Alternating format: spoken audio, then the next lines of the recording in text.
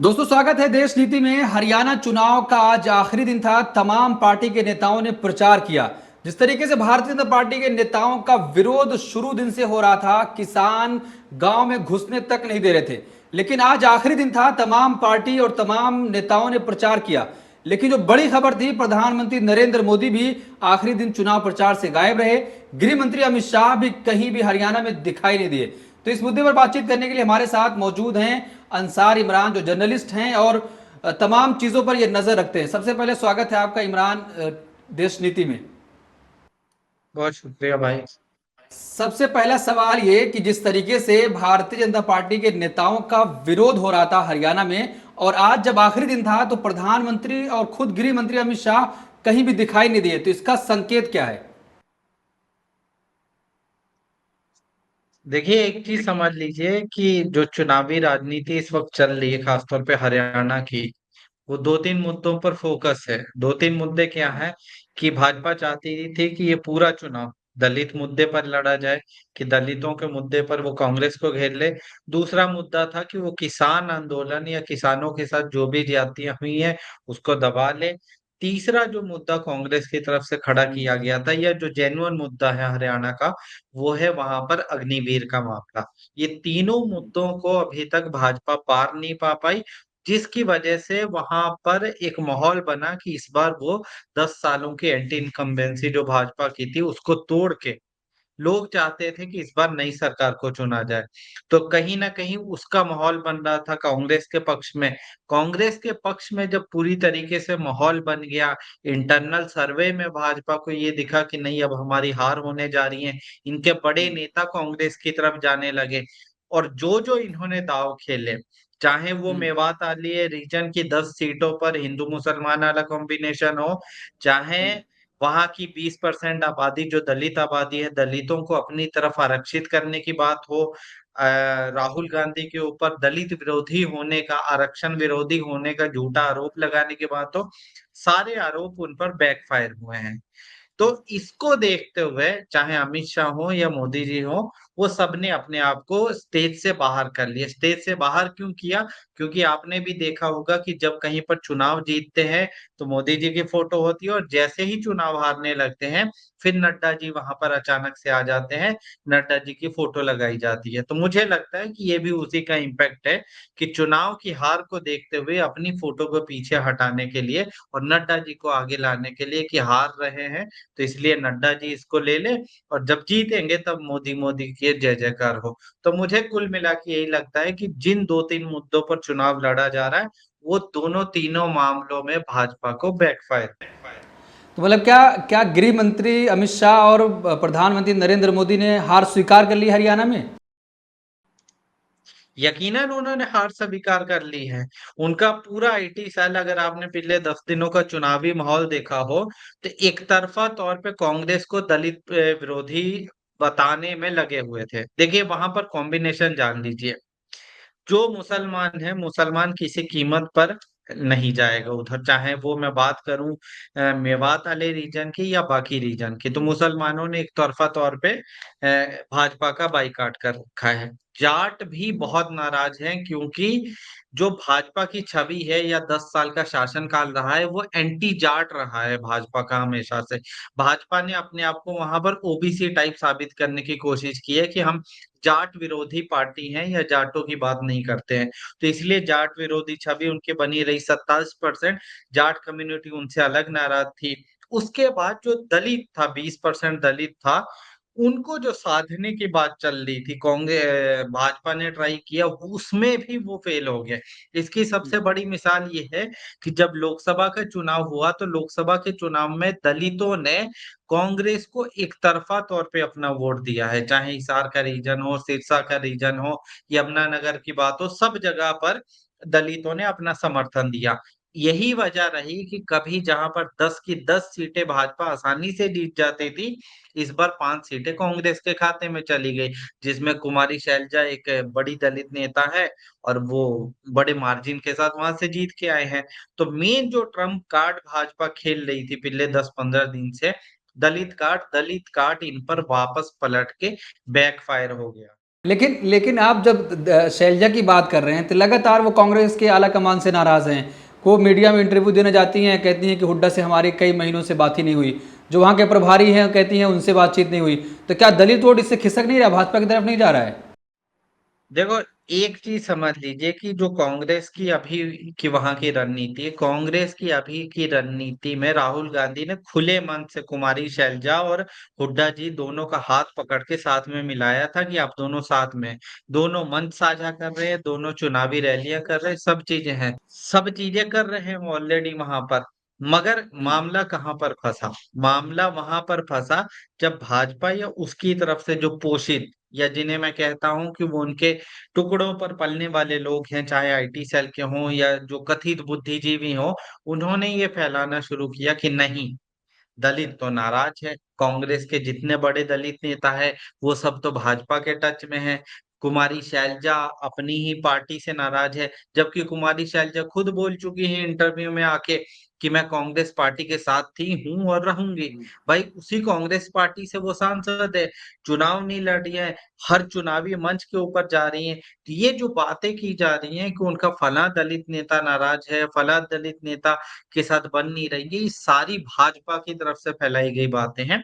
Internally ये बातें सही नहीं है। सबसे बड़ी मिसाल तो आज का घटनाक्रम है कि 1 बजे अशोक तंवर जो पुराने सांसद रहे हैं, वो भाजपा के चुनावी मंच पर थे और 2 बजे आके राहुल गांधी के साथ कांग्रेस को ज्वाइन कर लेते। ये सबसे बड़ी निशानी है। अशोक तंवर हरियाणा का बड़ा दलित चेहरा माने जाते हैं। वो अगर कांग्रेस को ज्वाइन कर रहे हैं और भाजपा को अचानक से डिच करके आ रहे हैं, तो इसका मतलब ये है कि कहीं न कहीं ग्राउंड लेवल पर भी कांग्रेस के पक्ष में ही माहौल बना हुआ है। तो क्या, लेकिन जिस तरीके से और भी दलित चेहरे वहाँ हरियाणा में हैं, चाहे अगर आप देखेंगे चंद्रशेखर रावण हैं, वो चौटाला के साथ उनका गठबंधन है, तो क्या उनको दलित का वोट नहीं जा रहा है, सिर्फ इसी तरफ शिफ्ट हो रहे हैं सब? देखिए, हरियाणा के अंदर बसपा का ठीक-ठाक जनाधार होता था। बसपा वहां पर कई सीटों पर, खासतौर पे कुछ मुस्लिम आइडेंटिटी वाली सीटें हैं, कुछ दलित बहुल सीटें हैं जहां पर वो अपना अच्छा इम्पैक्ट रखते थे। 1-2 सीटें जीत भी जाते थे और कुछ जगह पर वो नॉर्मली अच्छा वोट शेयर लेकर आते थे। मगर हाल के समय में जो बार-बार बसपा से लोगों का रुझान हटा है या वो टू पार्टी वाला मामला हुआ है, उसमें मुझे लगता है कि जितनी पार्टियां हैं, थर्ड पार्टियां, हरियाणा के चुनाव ना, अगर आपने इस चुनाव से पहले देखा हो, तो नॉर्मली वो 2 पार्टी की जगह 4 पार्टियों में होता था कि 4 पार्टियां, 4 खेमे होते थे, उनमें चुनाव होता था और चुनाव लड़ा जाता था। ये पहला चुनाव है जिसमें 2 पार्टियों में चुनाव रह गया है, कांग्रेस और भाजपा। ना इसमें जेजेपी दिखाई दे रही है, ना लोकदल दिखाई दे रही है, ना ही चौटाला परिवार दिखाई दे रहा है। तो कहीं न कहीं कुल मिला के बंसीलाल का परिवार भी नहीं दिखाई दे रहा है। तो कुल मिला के बात ये है कि जो चुनाव कल तक हरियाणा के अंदर 4 पार्टियों के अंदर होता था, वो 2 पार्टियों में सिमट गया है और 2 पार्टियों में सिमटने की वजह से एक फायदा ये हुआ है कि कांग्रेस ने भाजपा के खिलाफ जो 10 सालों में एंटी इनकम्बेंसी है, उसका फायदा उठा लिया और उसी का फायदा दिख रहा है कि 50 से 55 सीटें वहां पर कांग्रेस आसानी से जीतने जा रही है। तो मतलब सीधे तौर पर आप ये कह रहे हैं कि सीधा मुकाबला भाजपा और कांग्रेस से है, जितनी और छोटी पार्टियां हैं उनका कोई रोल नहीं होने वाला है इस चुनाव में? खास तौर पे जैसे छोटी पार्टियों में सबसे बड़ा जिक्र आता है, पिछली बार डिप्टी सीएम रहे दुष्यंत चौटाला। उनकी पार्टी थी जेजेपी, 10 सीटें जीती थी। लोग नाराज क्यों हैं इन छोटी पार्टियों से? छोटी पार्टियों से नाराज इसलिए हैं कि जिस दुष्यंत चौटाला ने पूरी राजनीति अपनी, पूरा इलेक्शन अपना, पिछला चुनाव भाजपा के खिलाफ लड़ा, भाजपा के खिलाफ वोट पाए, 10 सीटें पाए, वो बाद में जाके भाजपा की ही सरकार में मिल गए और 10 डिप्टी सीएम बन गए। और जब डिप्टी सीएम से मन भर गया, 2-4 महीने पहले, चुनाव से पहले, भाजपा को तलाक देके कह रहे कि अरे मैं तो बहुत बड़ा सेकुलर नेता हूँ, अरे मैं तो मुसलमानों की बात करता हूँ, ये करता। तो मतलब लोगों को भी ये बात समझ में आ रही है कि जिस आदमी की विचारधारा कंप्लीट नहीं है, जो विचारधारा पर स्टैंड नहीं करता, ऐसे लोगों को लोगों ने रिजेक्ट करना शुरू कर दिया। ऐसी पार्टियों पर दाव लगाने के बजाय वो चाहते हैं या तो भाजपा को सीधे तौर पे बहुमत मिल जाए या कांग्रेस को मिल जाए। कांग्रेस को एडवांटेज इसलिए मिल रहा है क्योंकि कांग्रेस ने जो 10 साल तक भाजपा सत्ता में रही, और सत्ता में रहने की वजह से उनके खिलाफ एंटी इनकम्बेंसी इतनी ज्यादा है कि लोग नाराज हैं। खास तौर पे अगर मैं 2-3 मुद्दों की बात करूं, किसान आंदोलन में जो हुआ, वो उसकी बुनियाद, एक सबसे बड़ी बुनियाद है अग्निवीर के नाम पे। हरियाणा की अगर गांव में जाएंगे ना आप, एक एक गांव में, तो वहां का युवा आज भी सेना और पुलिस की भर्ती के लिए रोजाना सुबह सवेरे सड़कों पर दौड़ने की प्रैक्टिस करता है। उसको आप अग्निवीर के नाम पे धोखा देंगे कि 4 साल जॉब कर लो, उसके बाद चले जाओ, फिर हमें मालूम नहीं क्या करोगे क्या नहीं करोगे, तो वो उनको लगता है कि उनके साथ धोखा हो रहा है। तीसरी बात जो दलितों वाली मैंने बोली, कि भाजपा सरकार जितना मर्जी ये सच छुपा ले, जितना मर्जी लिपापोती कर ले अपने आईटी सेल से, पर हकीकत यही है कि हरियाणा के अंदर दलितों की स्थिति कांग्रेस के बारे में क्लेम किया जाता है, मगर भाजपा के दौर में ज्यादा खराब हुई है। कोई अपलिफ्टमेंट नहीं हुआ, ना उनकी शिक्षा पर ध्यान दिया, ना सामाजिक तौर पे उनके सुधार, मतलब उनको ऊपर उठाने के लिए कोशिश की गई, तो दलित भी उसमें प्रताड़ित होते रहते। तो इसीलिए जितनी कम्युनिटी है, जाट विरोधी तो आप पहले ही बने हुए थे, किसान विरोधी आपका चरित्र पहले से है, मुसलमानों के खिलाफ आपने एजेंडा पहले चला रखा है, अब बचे थे दलित, दलित विरोधी एजेंडा भी लोगों के सामने आ गया, तो दलितों ने भी कहा कि हम इस बार आपके खिलाफ जाएंगे। तो ये जो 50-60% का वोट एक तरफ इकट्ठा हुआ, उसने कांग्रेस को बूस्ट अप दिया और कांग्रेस सत्ता बनाने की कगार पर खड़ी है। अच्छा, लेकिन देखा जाता है कि जब और भी दूसरे राज्यों का चुनाव होता है तो प्रधानमंत्री से लेकर तमाम भाजपा के नेता लगातार प्रचार करते हैं, लेकिन प्रधानमंत्री यहाँ मंगल को उनकी पलवल में रैली हुई, उसके बाद कोई रैली नहीं हुई। और गृह मंत्री अमित शाह सितंबर की 29 तारीख तक वो हरियाणा में थे, लेकिन उसके बाद गायब हैं। तो इसका मायने क्या समझा जाए फिर अब? देखिए, ये बात तो आप जान लीजिए कि भाजपा को इंटरनली ये पता चल चुका है उनके इंटरनल सर्वे में कि वो यहाँ का चुनाव हार रहे हैं। तो वो बाकी जगह पर अपने कम्युनल एजेंडा को सेट करने की कोशिश कर रहे हैं, चाहे वो झारखंड हो, महाराष्ट्र हो या दूसरी जगह हो। खासतौर पे उनका झारखंड में फोकस है, और झारखंड की इंटरनल रिपोर्ट उनको थोड़ा सा खुशी देने जा रही है, जिसकी वजह से वो झारखंड को ज्यादा फोकस कर रहे हैं बजाय हरियाणा के। हरियाणा में उनको लग रहा है कि हम डायरेक्टली हार रहे हैं। मैं आपको बार बार वापस दलित इशू पर इसलिए लेके जा रहा हूँ कि हरियाणा में अगर भाजपा सत्ता से बाहर जा रही है, तो उसमें की रोल दलित निभाने जा रहे हैं। दलितों ने अगर एक तरफा तौर पे कह दिया है कि हम कांग्रेस की तरफ जाएंगे, तो इसका मतलब ये है कि भाजपा की विदाई यहाँ पर तय है। तय इसलिए है कि मोदी जी की कल की रैली थी, उसमें उन्होंने सीधे तौर पे कहा कि जब तक भाजपा सत्ता में है, दलितों का, आदिवासियों का और ओबीसी के आरक्षण को कुछ नहीं होगा। मगर जब बात आती है हकीकत की, तो इसी भाजपा के सांसद, पूर्व सांसद, मंत्री कहते हैं, अलग अलग संविधान बदलने की बातें करते हैं, कहते हैं कि हमें 2/3 बहुमत दे दो, हम संविधान को बदल के कुछ और कर देंगे। फिर हिंदू राष्ट्र वाला कॉन्सेप्ट लेकर आते हैं। उनका मन यहाँ भी नहीं भरता, उनका मन इससे भी आगे बढ़ के कहते हैं कि हम आरक्षण की समीक्षा करवाएंगे, आरक्षण को खत्म कर देंगे, जनरल कैटेगरी की बातें करने लगते हैं। और तो और, ये मंत्री और सांसदों तक सीमित रहे तो तब तक तो ठीक था। संघ प्रमुख खुद एक बार बोल चुके हैं कि अगर ये जो आरक्षण दिया गया है, चाहे ओबीसी का हो, दलित हो या आदिवासी हो, इसकी समीक्षा होनी चाहिए।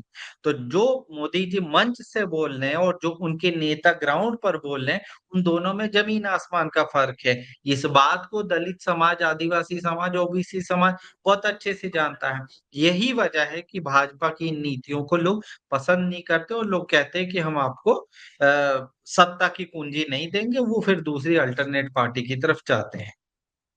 अच्छा, लेकिन अगर हम बात करेंगे दलित वोट जैसे बात हो रही है, तो बहुजन समाज पार्टी है, लगातार मायावती की रैली हुई, आकाश आनंद भी रैली किए, तो क्या उसकी तरफ, उनकी तरफ वोट नहीं जा रहा है दलितों का, कि बसपा की तरफ मूव कर रहे हो दलित अब?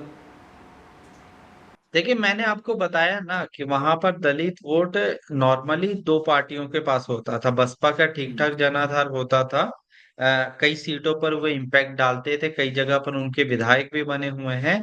दूसरी पार्टी थी आईएनएलडी, ठीक है, इंडियन नेशनल लोकदल। उस पार्टी को भी दलितों का अच्छा वोट मिलता था। पर हालिया समय में ऐसा कॉन्सेप्ट बना है, ऐसा माहौल बना है जिसमें लोगों ने यकीन करना छोड़ दिया है छोटी पार्टियों को। उनको लगता है कि अगर हम इन छोटी पार्टियों पर भरोसा करेंगे तो कल को ये उसी पार्टी से मिल जाएंगे जिसके विरोध में हमने वोट दिया था। मैंने आपको मिसाल दी है जेजेपी की, कि जेजेपी को लोगों ने 10 सीटों पर इसलिए जिताया क्योंकि वो भाजपा के खिलाफ चुनाव लड़ रही थी। उसके बाद वो 5 साल के लिए जाके भाजपा की गोदी में बैठ गए। तो ये जो भरोसा है, इस भरोसे में लोग खरे नहीं उतर पा रहे। इसीलिए लोग दूसरी पार्टियों के पास या तीसरी पार्टी को वोट देने के बजाय सीधे तौर पे कहते हैं, या तो सामने वाली ओपोजिशन सांप्रदायिक पार्टी को चुन लीजिए, चाहे कांग्रेस को चुन लीजिए। तो ये जो कहानी है, टू पार्टी वाला मामला है, लोग भी थोड़ा-सा क्लैरिटी में आ रहे हैं। जो ट्रायंगल टाइप का चुनाव होता था, ट्रायंगल टाइप के चुनाव में लोगों ने भरोसा करना थोड़ा कम कर दिया है। अब लोगों का सीधे तौर पर ये है कि या तो सामने वाली पार्टी रहे या इधर वाली पार्टी रहे। लेकिन अगर सवाल करेंगे और जब नज़र दौड़ाएंगे तमाम जो राज्यों के चुनाव थे, जो राजनीतिक समीकरण था वो एक तरफ, लेकिन मध्य प्रदेश में भी यही कहा जा रहा था कि यहाँ पर भाजपा साफ हो जाएगी, लेकिन जब नतीजे आए तो उसके पूरे उल्टे हुए, पूरी तरीके से क्लीन स्वीप भाजपा कर गई। तो फिर क्या कहेंगे, क्या हरियाणा में भी ऐसा हो सकता है?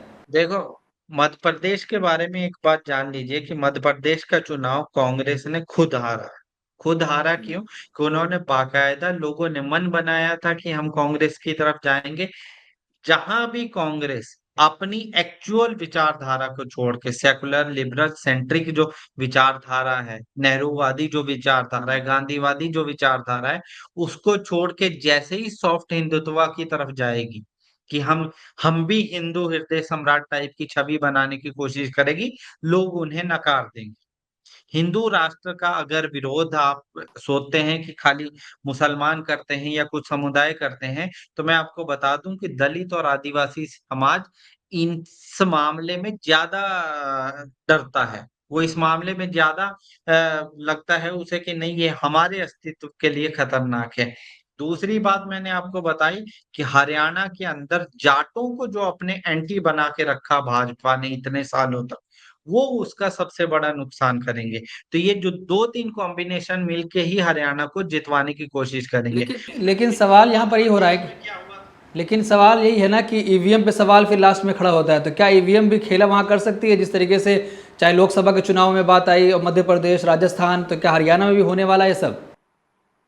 देखिए, ईवीएम को लेकर हो सकता है किसी की और विचारधारा हो। मेरा अपना मानना है कि ईवीएम को पूरी तरीके से टेम्पर करने की बातें फर्जी हैं। मैं उसमें यकीन नहीं करता कि आप कोई बाहर से कंट्रोल, मतलब उसका पूरा कंट्रोल ले ले और अपने हिसाब से मैनिपुलेट करे, तो ये फर्जी बातें लगती। हाँ, कुछ मामले ऐसे हैं ईवीएम के जिसको लेके शिकायतें रही हैं और होती रही हैं। एक एग्जांपल दे रहा हूँ, मेरे घर में भी 2-3 लोग बीएलओ हैं। तो होता क्या है कि जब सुबह में 7 बजे डमी वोटिंग होती है, जिसमें एक कैंडिडेट पर एक-एक वोट डाल के देखा जाता है। मान लीजिए एक जगह पर 20 कैंडिडेट है, 20 वोट डाले गए। तो जब स्टार्टिंग होती है 8 बजे के आसपास, स्टार्टिंग से पहले उसे रीसेट करना होता है और सभी कैंडिडेट के जो पोलिंग एजेंट होते हैं उनसे उसकी रिसीविंग लेनी होती है। मान लीजिए कि वहां पर कांग्रेस का कैंडिडेट ना हो या उसका पोलिंग एजेंट ना हो, तो अगर उसमें प्रशासन मिला हो, प्रशासन के मिले होने की गवाही दसियों जगह पर ऑलरेडी साबित हो चुकी है। प्रशासन उसे रीसेट किए बिना ही कर सकता है।